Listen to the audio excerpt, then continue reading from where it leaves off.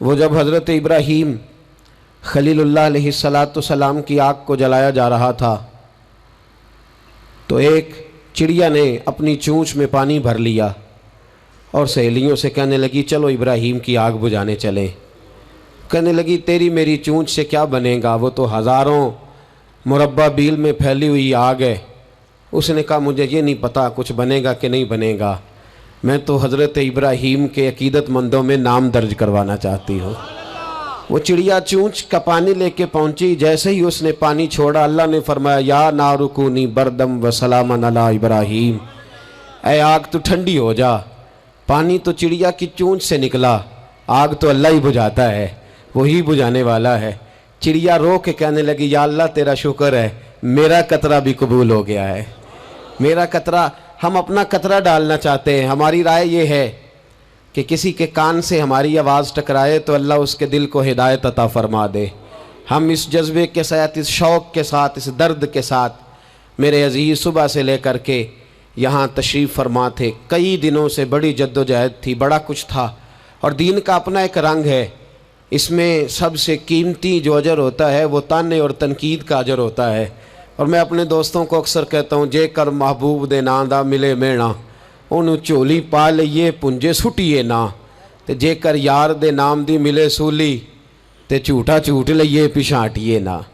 میرے محبوب کریم صلی اللہ تعالی علیہ وسلم کے دین کے ساتھ جو آتا ہے مذاق کر کے گزر جاتا ہے۔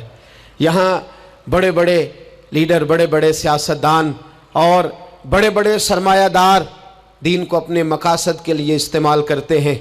مسجدیں آبادیوں کے اندر بھی ویران ہیں۔ میرے دوست، تہذیب میرے نبی کی سب سے اچھی، لیکن لباس غیروں کا سب سے زیادہ بکتا ہے۔ بیٹی عزت اس کو میرے رسول عطا فرمائیں، لیکن وہ حضرت فاطمہ کے طریقے پر چلنا پسند ہی نہیں کرتی۔ کوشش ایک یہ ہے کہ چلو میں آپ سے بات کروں، آپ مجھ سے بات کریں، تھوڑا تھوڑا سوچیں تو صحیح ہماری نجات کدھر ہے، ذرا دیکھیں تو صحیح ہم راہ راست سے بھٹک تو نہیں گئے۔ میرے دوست، سب سے پہلی بات اپنی ملت کے جوان سے جو کرنا چاہتا ہوں، اور سب سے پہلی بات اپنے ملت کے بزرگ سے جو کرنا چاہتا ہوں، میں گزارش کرنا چاہتا ہوں سرمایہ دار سے، اور میں گزارش کرنا چاہتا ہوں اس شخص سے جو اینک لگا کر کے سوچتا ہے۔ میں آج سب سے پہلے درد سے بات یہ کرنا چاہتا ہوں، میرے بزرگوں، لوگوں کو دولت میں ناپنا ہمیں چھوڑ دینا چاہیے۔ ہمیں اب سرمایہ کی اینک اتار دینی چاہیے۔ غریب کی رسوائی اس کے کردار اور اس کے افکار کی وجہ سے نہیں، تیری دولت نے تیرے عیب چھپا رکھے ہیں، اور میری غربت نے کیا مجھ کو زمانے میں بدنام۔ اب ہمیں تھوڑی دیر کے لیے ادھر بھی آنا چاہیے کہ جو وقار والا ہے وہ غریب بھی ہے تو اسے وقار والا ہی ہونا چاہیے، جو عزت والا ہے وہ چھوٹا بھی ہے تو اسے عزت والا ہی ہونا چاہیے۔ میرے رسول پاک صلی اللہ علیہ وسلم نے غریب کو عزت اس طرح سے دی تھی، محبوب نے وقار اس طرح سے دیا تھا کہ جب حضرت سلمان فارسی سے لوگوں نے کہا تھا تیرا تو یہاں گھر ہی کوئی نہیں، تیرے پاس تو پیسے ہی کوئی نہیں، تیری تو برادری کوئی نہیں، تو میرے رسول پاک نے دور کھڑے حضرت سلمان فارسی کو بلایا اور ممبر کے قریب ان کا ہاتھ پکڑ کے کہا خبردار امت والو، میرے غریب پر تان نہ کرنا، کسی کی برادری کو نہ کوسنا، سلمان منا اہل البیت، فرمایا سلمان کو آج سے میں نے اپنی اہل بیت میں شامل فرما لیا ہے۔ اب یہ اینک چھوڑ دو، اب انسان کی عزت بحیثیت انسان کرو۔ ان اکرمکم عند اللہ اتقاکم۔ بلال حبشی آ رہے تھے، وہ قوم کے حبشی تھے، رنگ کالا تھا، لیکن فاروق اعظم اٹھ کے کھڑے ہوئے اور اپنی جگہ پہ امیر المومنین نے بلال حبشی کو بٹھایا اور بٹھا کر کے فرمانے لگے بلال، پہلے تو حبشی تھا، پہلے تو کالا تھا، جب سے محمد کا نوکر بنا ہے تو ہم سب کا سردار بن گیا ہے۔ اب تھوڑا سا اس طرف بھی توجہ کرو۔ آج غریب کی بیٹی بیٹھ گئی اس لیے کہ ہم نے کسی کو تقوی میں نہیں تولا، پرہیزگاری میں نہیں تولا۔ آج ہم نے جس کو بھی تولا ہے دولت کی آنکھ سے تولا ہے۔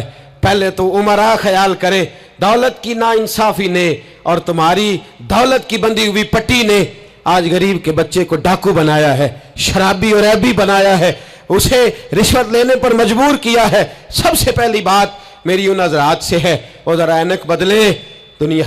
دنیا میں بڑے لوگ تھے، بڑا کچھ تھا، لیکن میرے مصطفیٰ نے اپنی شہزادی کا رشتہ اس مولا علی کے ہاتھ میں دیا تھا جس کا ظاہراً مکان بھی اپنا نہیں تھا، جس کے پاس تجارت اور کاروبار بھی نہیں تھا، لیکن فرمایا علی وہ ہے کہ اللہ کے فرشتے بھی سلامی دینے آتے ہیں، فرمایا دین کا پکا ہے تو حبیب نے۔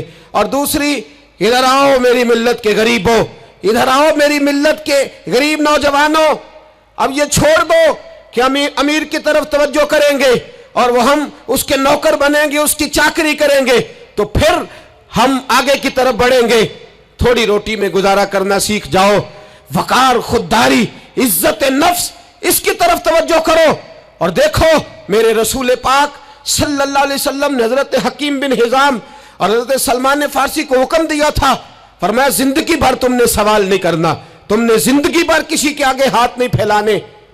حضرت ابو بکر سن رہے تھے، حضرت صدیق اکبر گھوڑے پہ تھے، ان کا کوڑا زمین پہ گر گیا، قریب غلام کھڑے تھے، ان سے کہا، ان سے نہیں فرمایا کہ میرا درہ اٹھاؤ، خود نیچے اترے، خود درہ اٹھایا، دوبارہ چڑھنے لگے تو بوڑھے آدمی تے تکلیف ہوئی، غلام کہنے لگے ہمیں کہہ دیا ہوتا، فرمانے لگے میں کسی سے سوال نہیں کرتا، اس لیے کہ سوال کرنے سے میرے مصطفیٰ نے منع فرما دیا ہے۔